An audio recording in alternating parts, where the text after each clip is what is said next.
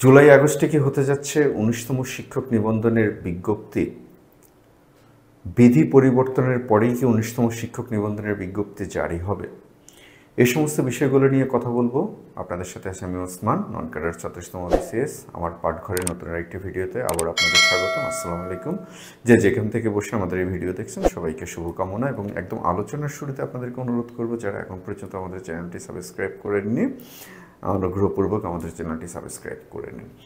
তো আমরা গত কয়েকদিন যাবৎ এনটিএসসি সম্পর্কিত বেশ কিছু আপডেট পাচ্ছিলাম, যেমন এনটিএসসির বিধি পরিবর্তন, 18তম শিক্ষক নিবন্ধনের ফলাফল এবং ষষ্ঠ গণবিজ্ঞপ্তি এবং ৩৫ ঊর্ধ্ব অর্থাৎ যাদের বয়স শেষ হয়ে গিয়েছে বা ৩৫ বছর অতিক্রম করে গিয়েছে তাদের জন্য বিশেষ গণবিজ্ঞপ্তি আসবে কিনা, এই সমস্ত কিছু নিয়ে। তো যাই হোক, আমরা একটা ভিডিওতে সবগুলো নিয়ে আলোচনা করতে গেলে অনেক বড় হয়ে যাবে, এই কারণে আমরা পার্ট বাই পার্ট আলোচনা করি। তো আজকে আমরা আলোচনা করব খুব গুরুত্বপূর্ণ যেটা এই মুহূর্তে অন্যতম গুরুত্বপূর্ণ আলোচনার বিষয়, 18তমর রেজাল্ট কবে, 19তম এর বিজ্ঞপ্তি কবে হতে পারে।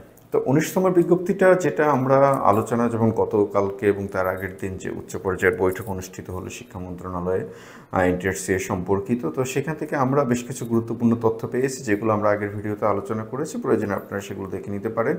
এবং ওইখানে আরেকটি গুরুত্বপূর্ণ সিদ্ধান্ত হয়েছে, সেটা হচ্ছে যে বিধি পরিবর্তন হওয়ার পর 19তম এর সার্কুলার হবে। বিষয়টা একদম পরিষ্কার করে বলেছেন একজন ঊর্ধ্বতন একজন ঊর্ধ্বতন দায়িত্বপ্রাপ্ত কর্মকর্তা স্পষ্ট করে বলেছেন যে, এবং এই ক্ষেত্রে যেটা হবে যে এখন তারিখটা কবে হবে, জুলাই বা আগস্টে। তিনি এমনভাবে বলেছেন যে এটা বিধি পরিবর্তন হওয়ার জন্য তো ফাইল চালাচালি করতে হয়, এটা জনপ্রশাসন মন্ত্রণালয়ে যাবে, আইন মন্ত্রণালয়ে যাবে, সেখান থেকে মাননীয় প্রধান উপদেষ্টার মন্ত্রণালয়ে যাবে, যেটাকে আমরা প্রধানমন্ত্রীর কার্যালয় হিসেবে জানি। তো সব কিছু মিলে একটু সময় লাগার কথা এবং প্রাসঙ্গিকভাবে সেই সময়টা লাগবেই।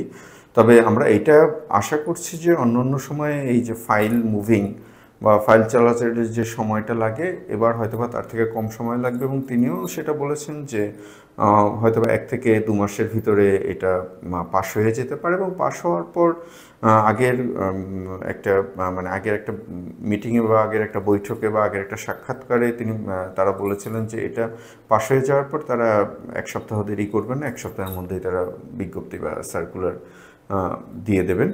তো সেক্ষেত্রে এখন যেহেতু মে মাসের প্রায় শেষ, আমরা যদি 2 মাস ধরি তাহলে হয়তো বা জুলাই আগস্ট হতে পারে। তো এটা একটা অনুমিত সময়, ওই কথার হিসেবে আমরা 1 থেকে 2 মাস হিসেবে অনুমিত সময় হিসেবে ধরে নিয়েছি। আবার এটাকে একদম স্ট্রিক্ট ধরে নিয়ে একদম কাগজে কলমে লিখে রাখলেন যে জুলাই আগস্টে হবে, জুলাই আগস্টে না হলে আমাদেরকে আবার চার্জ করবেন, বিষয়টা এমনটা না। আমরা ওই ধারণার উপরে ভিত্তি করে বলতেছি। তো এখন সবচেয়ে গুরুত্বপূর্ণ বিষয় হচ্ছে যে সেটা হচ্ছে যে সার্কুলার আসবে এবং চলে আসবে, বলতেই সার্কুলার চলে আসবে। এবং 19তম থেকে যে পরিবর্তনগুলো হচ্ছে সেগুলো নিয়ে তো কথা বলেছি।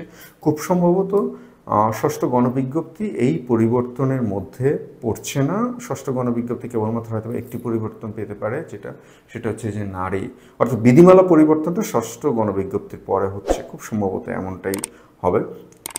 যে আপনাদের 19তম যারা নিবন্ধনে বসবেন, যারা তাদের কীভাবে প্রিপারেশন নেবেন, কীভাবে প্রিপারেশন নিলে নিশ্চিতভাবে পাশ করবেন এবং একই সাথে কীভাবে প্রিলি এবং রিটেনের প্রিপারেশন নেবেন, তো সব কিছু নিয়ে আমরা পরের একটি ভিডিওতে একদম বিস্তারিত আলোচনা করব। সেই ভিডিও দেখার আমন্ত্রণ জানিয়ে আজকে এখানেই